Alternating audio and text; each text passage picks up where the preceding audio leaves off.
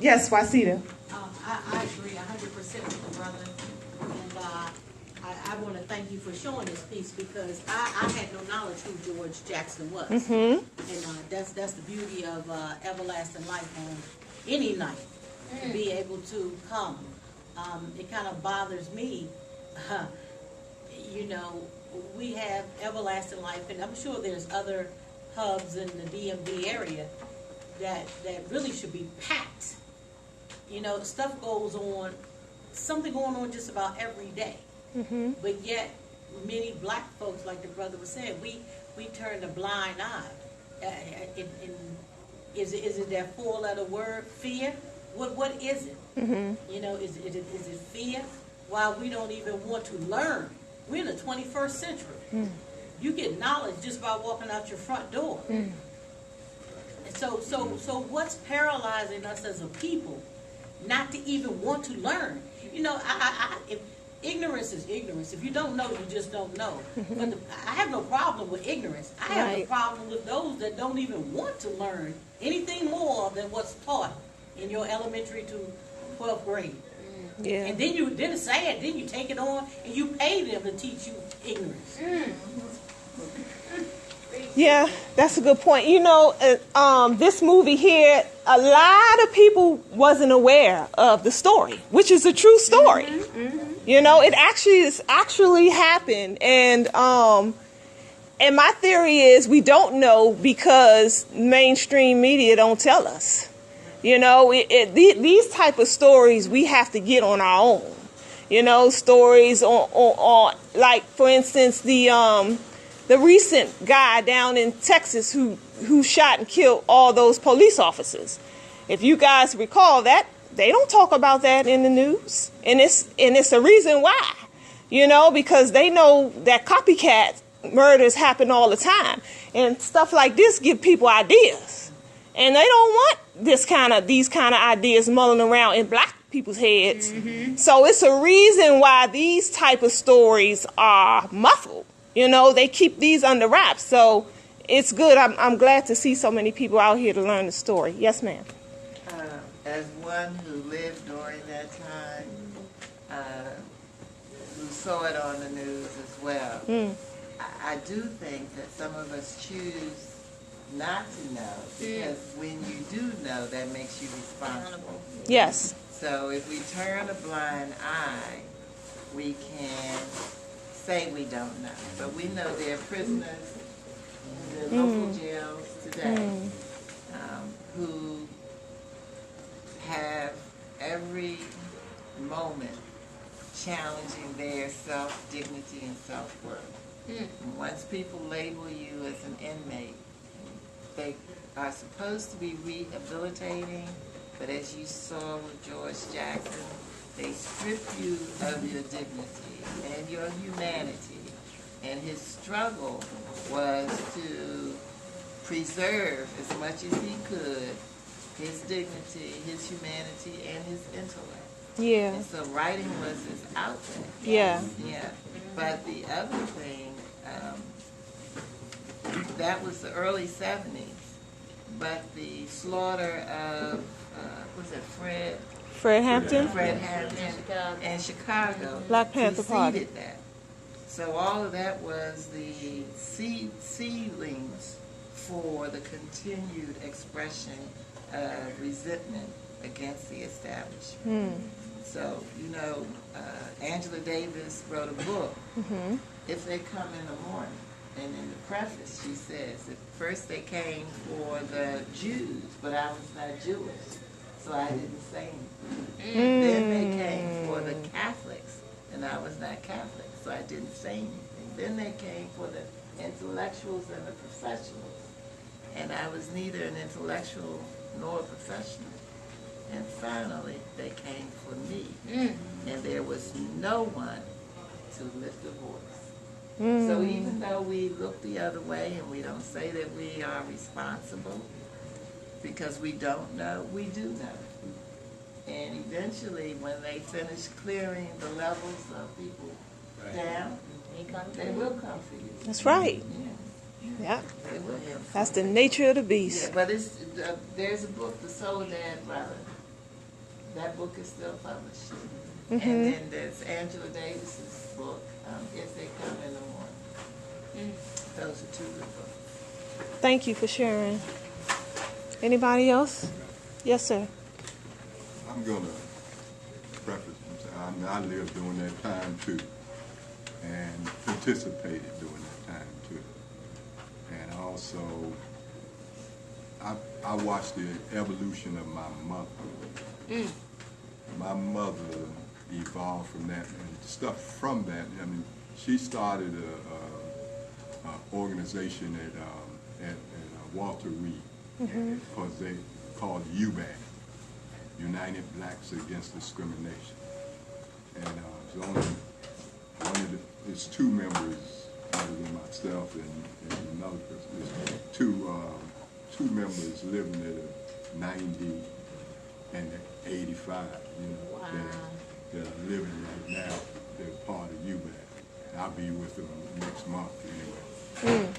Anyway, she started UBAC.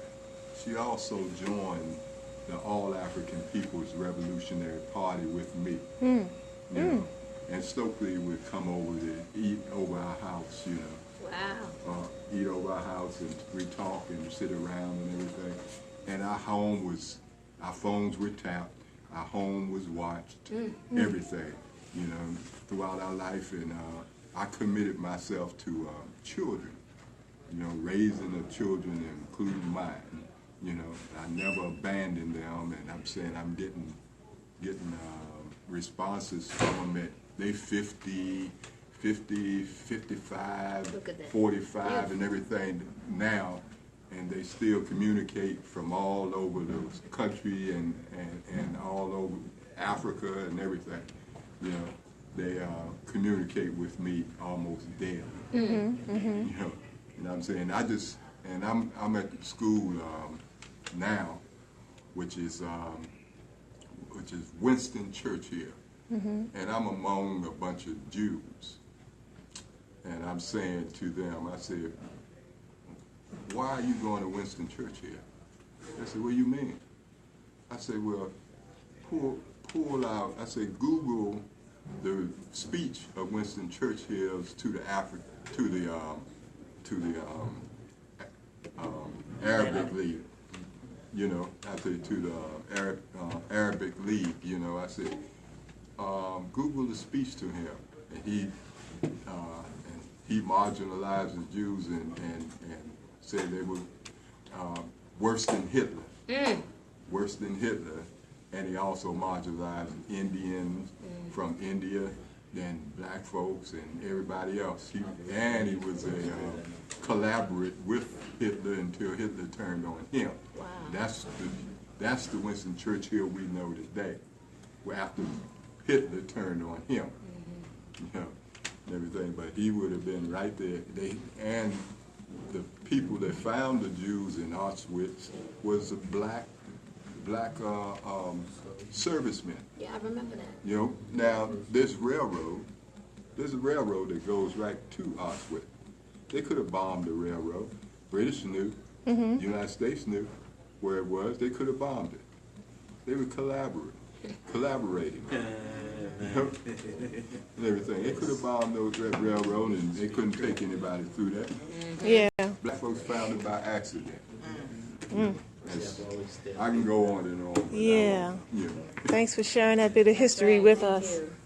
Anybody else want to mention anything pertaining to the movie Black August? Every piece of literature that he wrote, the Panthers wrote, and as a victim of prison for 10 years for something that I did commit, so I really respect this resilience, because I never seen the movie before. This is my first time actually. And I think black folk dropped the bomb because of, I call it the 5-letter word, everybody says the 4-letter word, but I think that money is our problem, or greed. I think that we overlooking the revolutionary struggle because we want monetary gain. Right. Me personally, I dream of a day, I fantasize about a day that all black men do exactly what they done. Ashe. Anybody? Real quick, I just need to brief. This is my first time here. Welcome. Thank you for Thank joining us. Thank you. I just appreciate the atmosphere. I'll definitely be back. I knew of this story, but to watch it unfold on the screen, totally different feeling. But yeah, that's all I wanted to say. Like, Okay. I really appreciate everybody here. And like I said, I'll be back. Happy to be here. Appreciate you expressing that. Thank you. Yeah, so again, we do this every Friday, and we welcome you guys back. Bring a friend, bring somebody with you. Our goal is to get the word out about these type of stories that we don't readily hear about. You know, they get swept under the rug of history, and unless we dig them back out, we won't know. So that's our goal here. And we do take recommendations. So if you guys have a movie or documentary that you recommend, that you liked, and you think it's good enough to be shown, definitely let me know, because we're open for that as well. So, yeah. Yes, we've shown that we've been doing this now for about almost 2 years. Been about almost 2 years. Every Friday. You know, sometimes every now and again we'll have to, we have to bypass a Friday if I can't find nobody to host or something. I'm out of town, but most Fridays we're right here. Yes, ma'am. I just want to encourage people to read Angela Davis's work. She's a professor of sociology, doctorate, and she was defended for bringing the gun into the prison or helping to get the guns into the prison, or she was accused of helping to get the guns into prison. But she was defended by a Jew named Kunstler. I don't know if you remember him. But he was the lawyer of all the revolutionaries because he was a brilliant legal mind. But she still, in fact, she was at Busboys and Pullman. Yeah, I went to see her. Her and Nikki Giovanni's there tonight. And Nikki Giovanni. Those were the voices. So Right. I think the gentleman says that we are afraid. I think people do what they can. Some people have always just given money. And some people have got more fear. They give money under the table. They help the best way they can. I don't think there's one mode of helping for everybody. That's right. I agree with that. So, but I don't want to take away or could it, Cookie cut it. Thank you. Still can't get it out. But anybody, I just want everybody to just do a little bit. Just a little bit. Even if you just encourage someone, like the brother said, and my friend said to me, why don't you mention the prison experience that you've had, going to see inmates. That's a ripoff. Everything's a ripoff when you go through that system. And there's no voice there. There's none. And the struggle I'm having is, should I be a voice? Because, when you are a voice, the guns are pointed at you. Whether you like it or not, they point the guns, your taxes get audited, the police look at your tags and they follow you, so you there's a price to pay. Yes, it is. There's a price to pay. So, let's not say black people don't do, because they have done a sacrifice.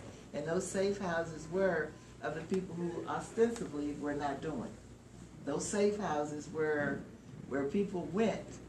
Like, he lived 3 or 4 blocks and never knew what went on on his block. But the people on his block knew when the police were watching. All right. So, Yeah, I'm glad you shared that, because I'm a firm believer too that we each have our place in the struggle, and everybody's not going to be a frontline warrior. Right. Soldiers holding a gun on the front line. That's just not what everybody was born to do or equipped to do. So I'm gonna come back to you, Ken, as soon as I get Hanifa. I was just going to say, I'm glad, thank you for mentioning that as well, because I always, refer to the body and just the makeup of the body. And there are those of us that's the nose and the eyes, and those are the things that we see when we first approach someone. But you can't, forget the significance of your lungs and your liver and your heart. Those parts of the bodies are, if not even more important, you know, because if you lose them, some of us, we can't survive, right? So oftentimes we can get caught up in that. Well, if someone is not doing exactly what we're doing, Right. then they're not doing anything. Right. And I think sometimes when we watch things like this, we have to bear in mind that there were people who sat out of it, who just took the bench. Like, it's a real thing. But we think, when we watch it, it's like we watch it in a vacuum. We think like this was happening everywhere, in every black household, and that's not true. Just like today, you have people who are just going to be complacent, and they don't want any part of it. They had those people then too. You know, we just don't hear, when we, in these circles, we don't talk about that. But it's a thing. Everyone is not going to have the same zeal or fight the same way. You know, some people are academics or intellectuals, and they fight, right, they're scientists. They fight through maybe their work, their writing or whatever, you know, but it doesn't make them less of a warrior. Yes. You know what I mean? Because I might fight with a mop stick, you know, you might have a gun. Right. You know, it doesn't make you more of a warrior. The end goal, the end result is what we should be focused on. Good teaching. And not get caught up in the, well, you're not doing enough. Right. You know, or I'm doing more, or you should be doing this, or you should give more money, or you shouldn't just give money. Or you should be helping me. You should be helping me, or whatever, Right. whatever we do, because this happens, and this happens in every circle. Because even like if you go in like faith-based circles, like in the church or something, you see this too, where you have some people where it's like you're not coming out, you're not even at church as much as me. You know, and then you take on this holier than thou attitude because you're in church 3 days a week. You know what I'm saying? And you're looking at the sister who only comes on Sunday, but you don't know what she's doing with the rest of her week. Right. You know That's what I'm right. saying? So we need to really be careful with that and not get caught up in that. And the thing that helps me is just the makeup of our body and how it functions, you know, and we have parts of our bodies that you cannot see with the naked eye, but they are just as important. They keep you alive. Yes. Yes. Ashe. Good teaching. Ken. When I was watching the movie, I mean, I guess the thing that jumped out to me, the first thing was the 13th Amendment personified. That is the only constitutional legalized form of slavery, you know, and it was right there, full front and center.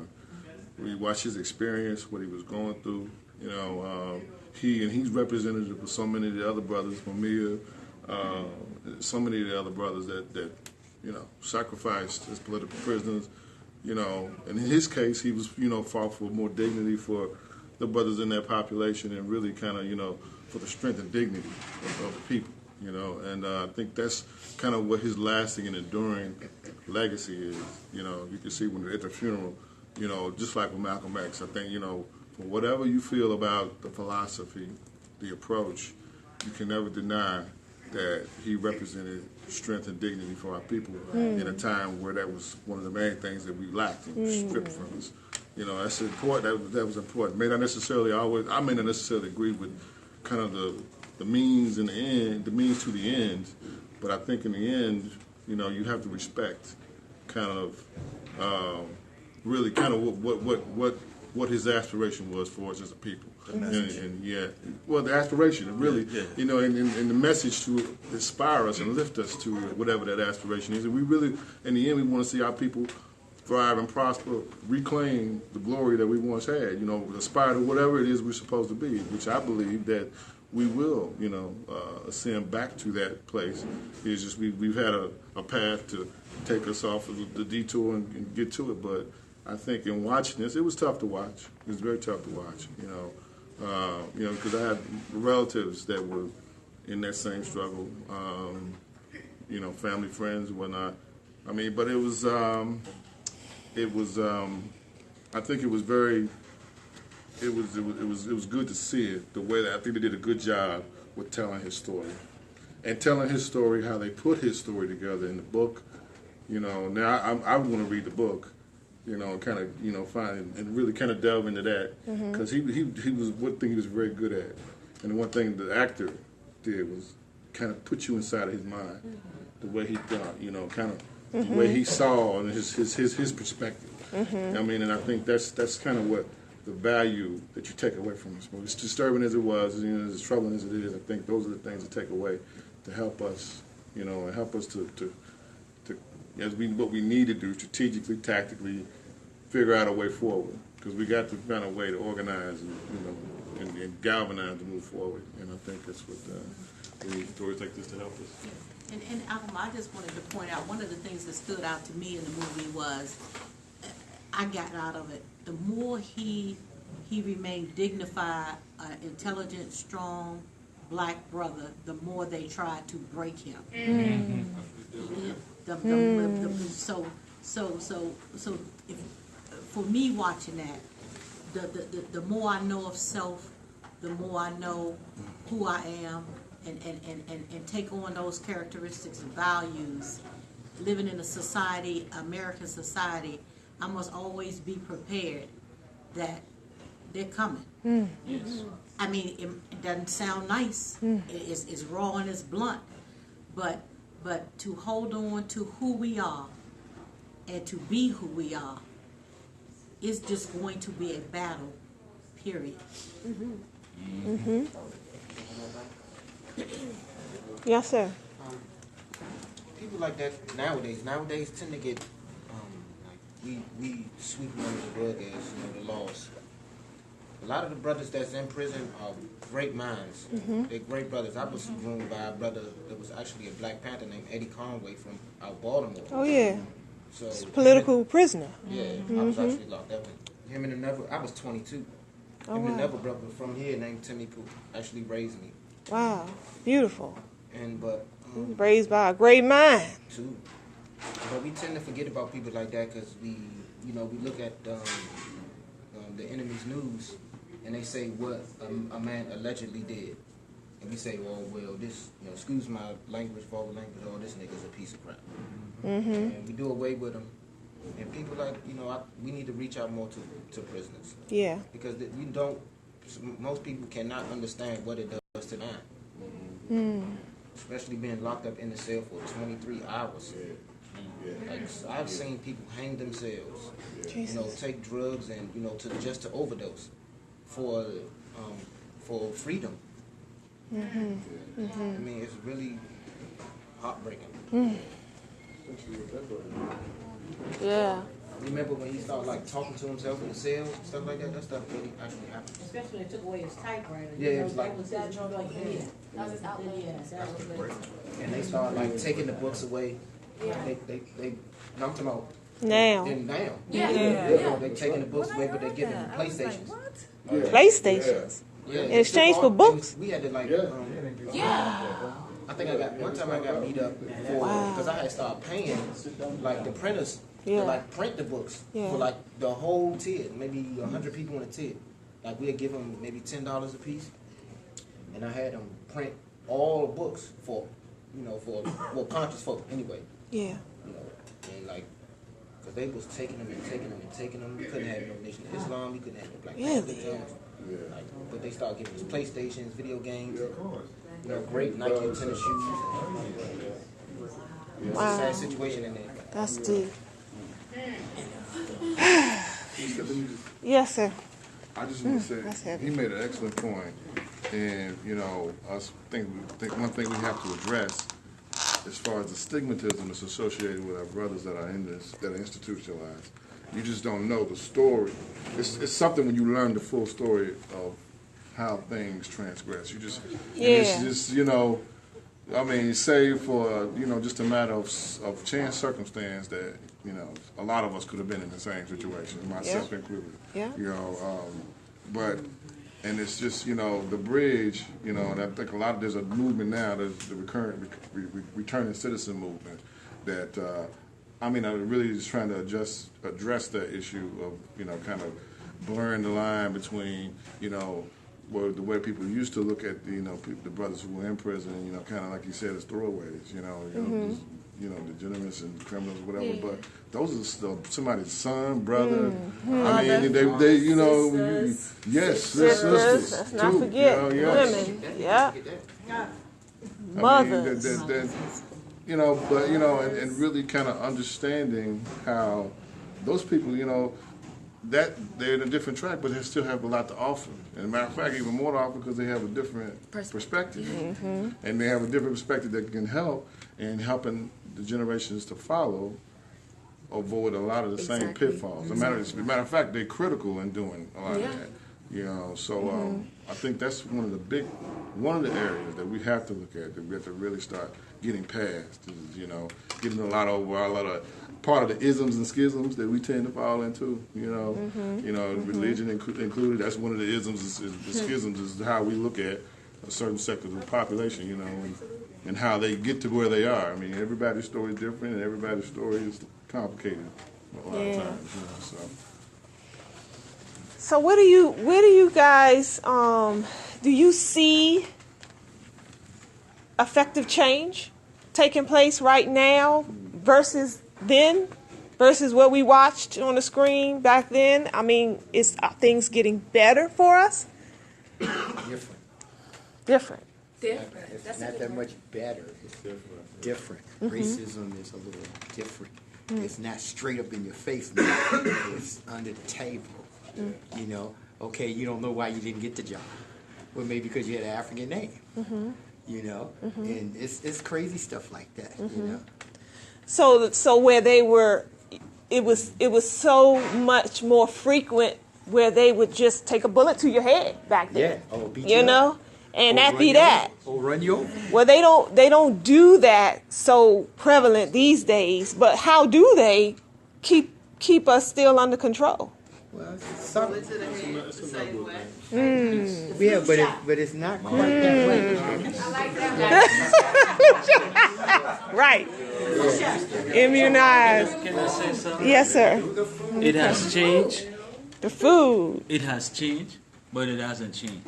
Okay. Okay, you understand? Yes, I do. Dynamic. Yes. Yes. You see, when the two officers pulled up on the brother while he was having a meal, right? You see, here comes the Ku Klux Klan. Nobody had a white hood on. Right? They trade one outfit for another, but the mind is the same. The tactic is still the same.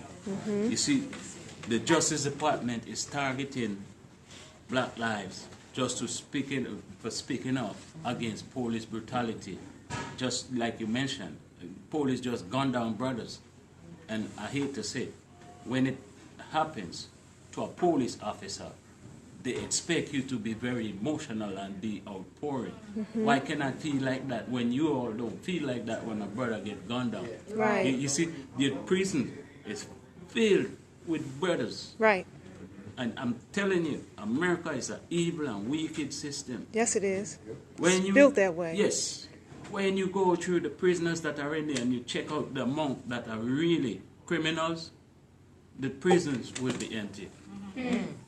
Because majority of the people are in there just for being black. Okay? You just a black man. And let us go back to Emmett Till. Was a month or two ago, an 80-some years old lady finally confessed that Emmett Till did nothing to her. And what happened to her? Nothing. And what happened to her? She went on about her day. He whistled at her. Yeah, so you see, so it has changed, but it hasn't changed. She did. She alleged. He did not. That's what I said. You know. But they killed But him. here is this woman lived all her life. Okay? With And that. that young man lost his life. His that. mother went through that. The That's whole wicked. world see this ugly face on this country. That's and wicked. she said nothing. Yeah. Now she's getting ready to meet her maker. Yeah. You see? But I don't think she has a conscience. 'Cause if she did have a conscience, she would have told the truth from Junction. Okay, I'm going to go to Hanifa, but I'm going to ask this question, and you guys tell me after we hear Hanifa. I was responding to that. Go ahead. Well, go ahead. I'll ask it after you respond. Oh, no. I was just going to say, I think it's important for us to hear stories of the diaspora just across the globe, the Caribbean, the continent, Africa. Like, you go to these different places because we talked about the tactics haven't changed. And if you go in places, Brazil, for example, the police brutality in Brazil is a real thing. And so I think a lot of us are not I don't want to say well-traveled, but we don't really travel. Or you don't even have to travel. We don't read international literature. We are not exposed to international news.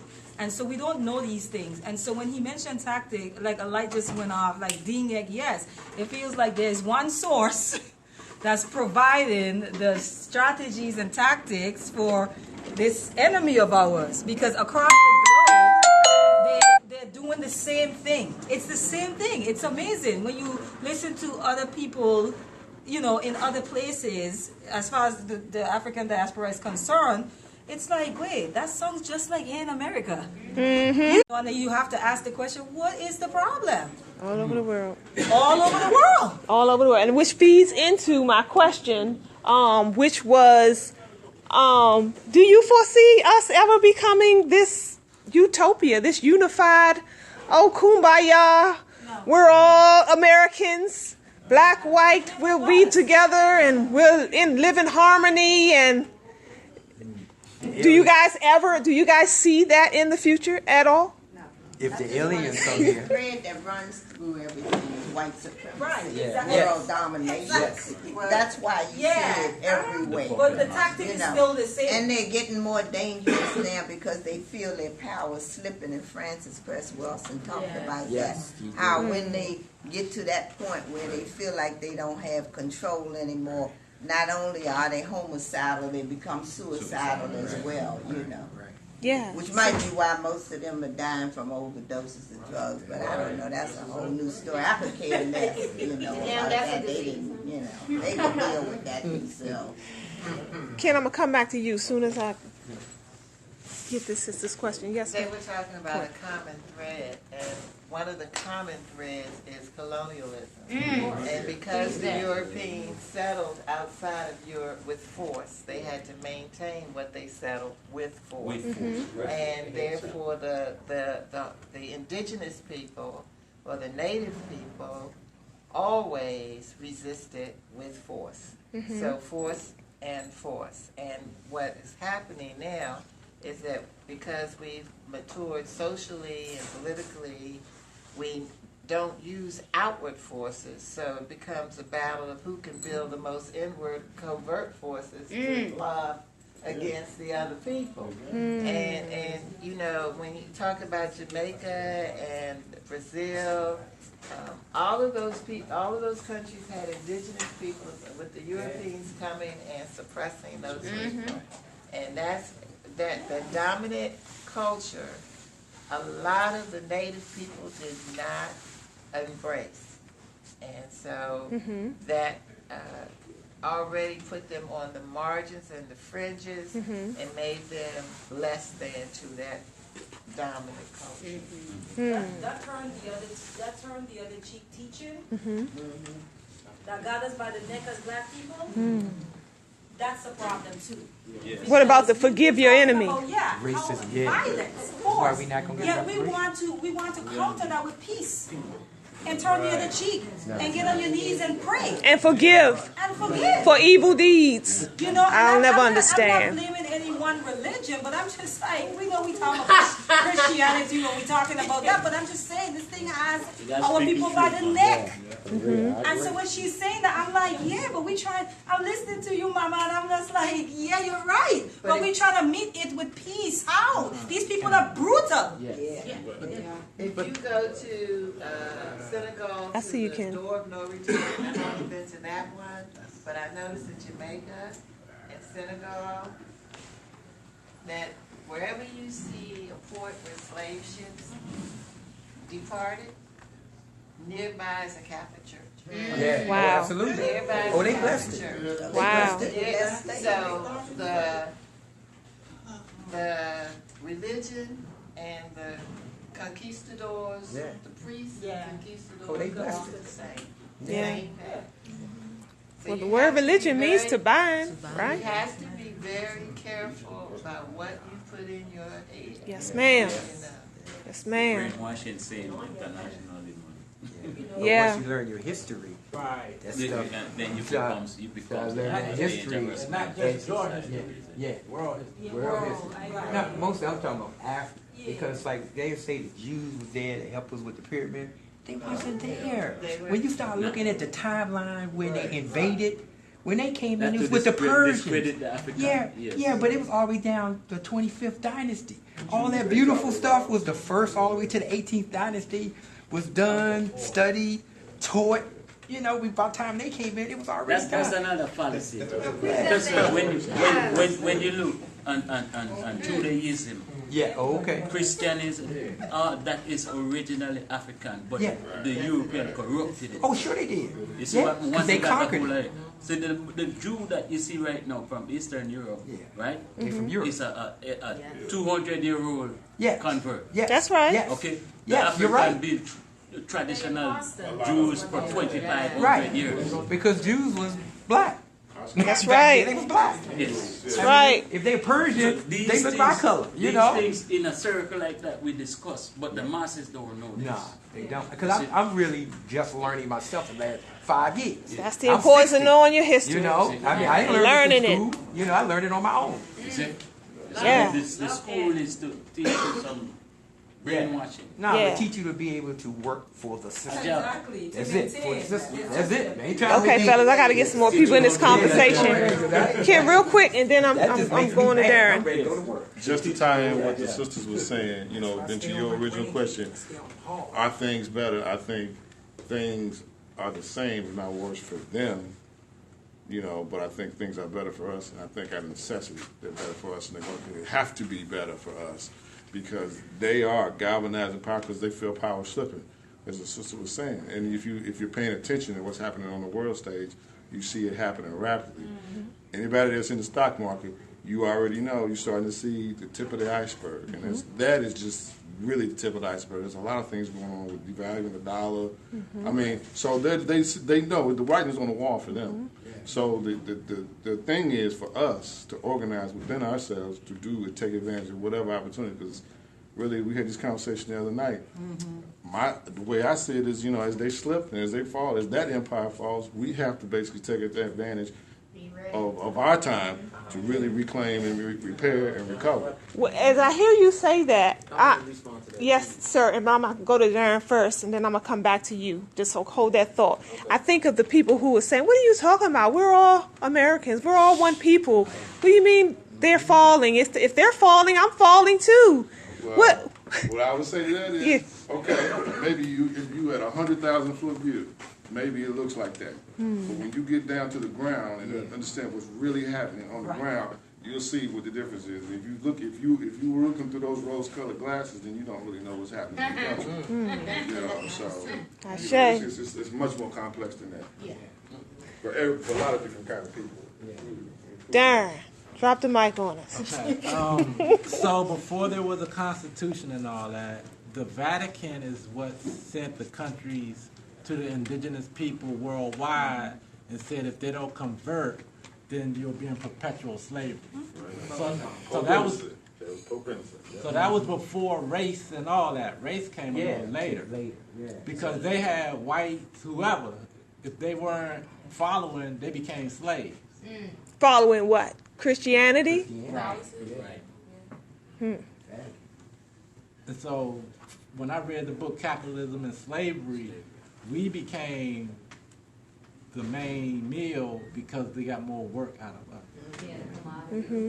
Yeah, I heard that's the reason why they, I don't know how accurate this history is, but what I heard was that when they first came over to these parts, the native Indian, they attempted to enslave, but they couldn't because they rebelled too much and they were weak. They were weak. They died off a lot of diseases and things like that. And so that's why they started to go to the continent to grab Africans from the continent because they knew they were stronger physically.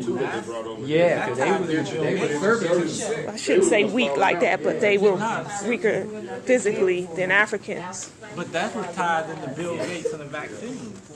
Yes. So they're trying to break them down. Thank you for saying that. We're going to come back to that real quick because I think that's important. I have two, actually. I think we blame Christianity a little too much because the sandcrackers actually were first. or The Arabs. The Arabs. For those and, who don't know. Islam, for people that don't know, Islam was before Christianity. Yes. They enslaved us first. We cannot forget that. Right. Also, true. The brother said, the what you say? It's all right. I'm sorry, it took too long to get to you. When you remember, call him back. Yeah, call me back. Darren, you had and we're going to wrap it up in about 3 minutes because we are running over time. But Darren, you brought up a good point I wanted you to say publicly. The Bill Gates and the vaccines in Africa? Yes. Yeah, because his lineage also supported Planned Parenthood. Yes, his father was in Right. eugenics. Right. Now, a lot of people don't realize that. He was on the board of eugenics. How about throw that Rockefeller name out there too? Yeah. Yes. But it's weird because Rothschild. he's not even a doctor, is he? He's in the electronics. So how he gonna, I'm thinking, how does he get to give vaccines out when he's not even a doctor? He got that money. Right, I get that. Yeah. So there's a lot of things that we don't realize. We think he over there or him and his wife on humanitarian missions. And he tell you, if you look at it, he'll tell you they there to depopulize the population. Yeah, that's real. Through vaccinations. Getting back to today. And he doing it. He ain't saying it, he doing it. Yeah. Getting back to today, I'm looking at, Okay, family. Barbara got the floor. getting back to today, I'm looking at China. China is opening markets and building roads in the Caribbean, in Africa, They taking everything. I'm saying they looking to take over. They the number one power now, and that's where you're going to get a connection between blacks and whites to try to overtake China in the future. But it's just like when my grandfather was a coal miner in West Virginia. They went to start they wanted to organize a union. And they organized, and they were the best of friends, the white and black. Right. And once that union was organized, they kicked them out. Wow. Nature of the beast. So don't. That's the nature of the beast. Okay, family, we have to wrap this up, but I do want to end on a positive note. So I just want you guys to tell me, where do we go from here? What is the solution? Where do you see? Where do we build? How do we fix these issues? Yes, ma'am. Well, one, we gotta stop being friends with crackers. Anybody that's not black. Because we can't talk about, crackers have been this to us for so many years, and then turn around and be friendly with them. And marry them and have children by them? Yeah. That doesn't make sense. Two, we have to be more loyal to each other. Yeah. So I feel like it starts there. Because we can't, I think you mentioned there's not one way to do it, method to go about liberating our minds and our bodies, but we have to at least be loyal to each other before we get to that point.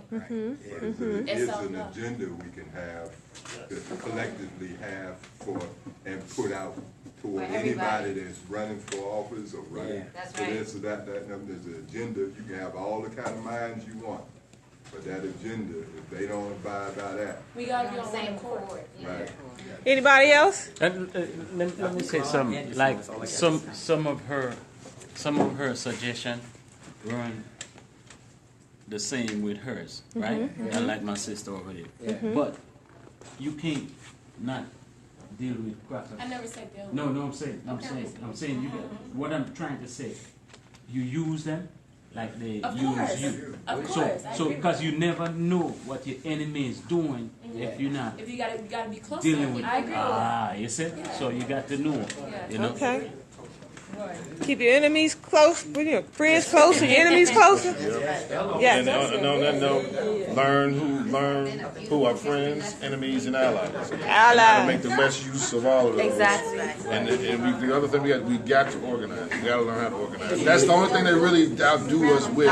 They organize better than we do. Yes, no doubt. Their life depends on it. I mean, don't you ever realize Dr. Clark Anderson is here? He is the only one I know that's suing the government. All that money the Native Americans getting, we're on those treaties. Did they get that money? They call us freemen. Yeah. We're on those treaties. And he's trying to sue the government for the last 10 years. Right. But nobody is helping him. He's the only think tank. You know, they got thousands of think tanks. That's how they counteract it. So help our activists. Everything in nature has an enemy. Yeah. There's no exception. Yes. So Yes. there's only one solution. Brother got the floor. We don't need to. There's only one solution. It's separation. And separation is separate or die. Plain and simple. And the blueprint, we don't need to write another blueprint. God, you have wrote the blueprint. You can go to Amos Wilson and Blueprint for Black Power. Read that, please. Elijah Muhammad left the foundation. There are foundations here. The only thing that we need to do is get some courage to say, bye.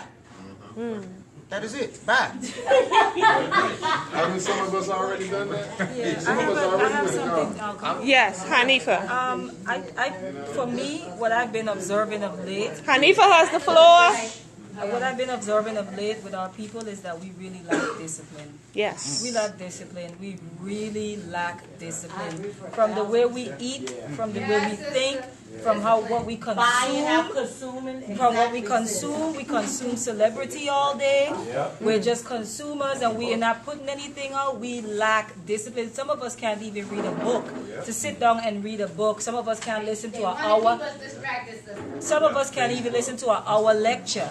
And I see that. So my thing, you're talking about what do we do? And for me, it's like, my first thing is you need to master self. We need to figure out how do you master self, because this is why when we get together, there's so much infighting, because there's no common goal, because everybody's trying to be a chief. And so there's no common goal, and it's like, well, I don't like your idea, but at the end of the day, it's like, okay, does your idea take us to where we need to go?